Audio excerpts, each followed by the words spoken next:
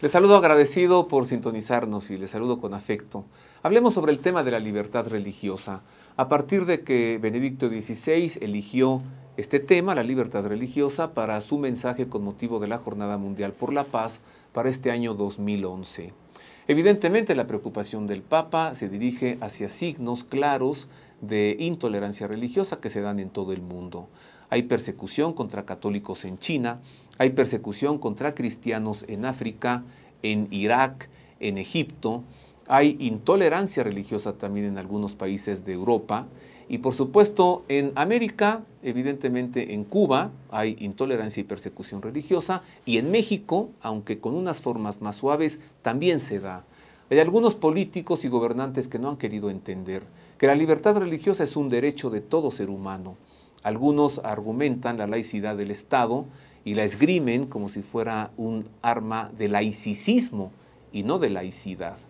Por ello le entregamos enseguida este editorial de Ver y Creer, en el que le invitamos a la reflexión sobre este tema, la libertad religiosa. Desde que Paulo VI lo propuso en 1968, el primer día de cada año se celebra la Jornada Mundial de la Paz, en la que el Papa entrega un mensaje específico. Para 2011, Benedicto XVI ha centrado su reflexión en el tema La libertad religiosa, camino para la paz. La libertad religiosa es mucho más que tener libertad para creer o creer en lo que cada quien prefiere.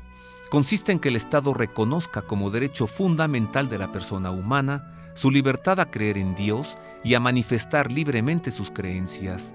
Por esto el Papa dijo en su mensaje para la jornada que el derecho a la libertad religiosa se funda en la misma dignidad de la persona humana, dignidad que debe ser reconocida como un bien universal.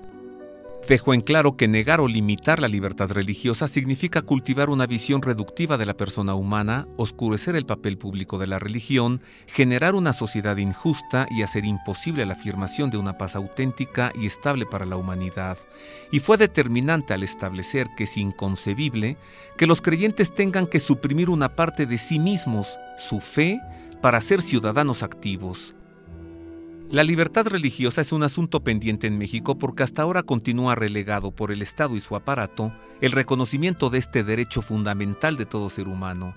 Hasta ahora en la Constitución se reconoce la libertad de credo, pero no la libertad religiosa. La diferencia consiste en que en México se limita la libre manifestación pública de las creencias al quedar sujeta a la solicitud de permisos a la autoridad. Pero el caso de México no es el único en el mundo. Por eso el Papa aclara en su mensaje que como la libertad religiosa no es una creación del Estado, no puede ser manipulada sino reconocida y respetada. Finalmente, el Papa alienta a que todos los hombres y las sociedades, en todos los ámbitos y ángulos de la tierra, puedan experimentar pronto la libertad religiosa, camino para la paz. Por nuestra parte, como mexicanos y como creyentes, esperamos y confiamos en que así suceda también en México. El reconocimiento de la libertad religiosa no puede postergarse más. En efecto, este tema de la libertad religiosa no puede esperar más en México. Es esquizofrénico que por un lado México sea un país que ha firmado la Carta de Derechos Humanos de la Organización de las Naciones Unidas, reconociendo la libertad religiosa como un derecho del ser humano, sí, pero afuera de sus fronteras. En cambio, para adentro de las fronteras de México, el Estado mexicano discrimina a los ciudadanos, a los mexicanos, pensando con sus acciones, afirmando que no hay libertad religiosa para los mexicanos. Es esquizofrénico. Es decir, fuera de México sí es un derecho humano que hay que respetar, pero adentro de México no.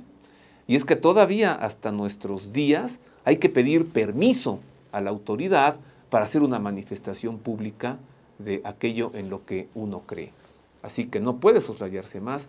Esperemos que este año 2011, en el que el Papa estará poniendo el dedo en la llaga de la libertad religiosa, también en México demos ese grande paso a la modernidad y el Estado mexicano, a ver si un día ya en este 2011 se le da la gana reconocer que los mexicanos tenemos el derecho de creer y de manifestar aquello en lo que creemos.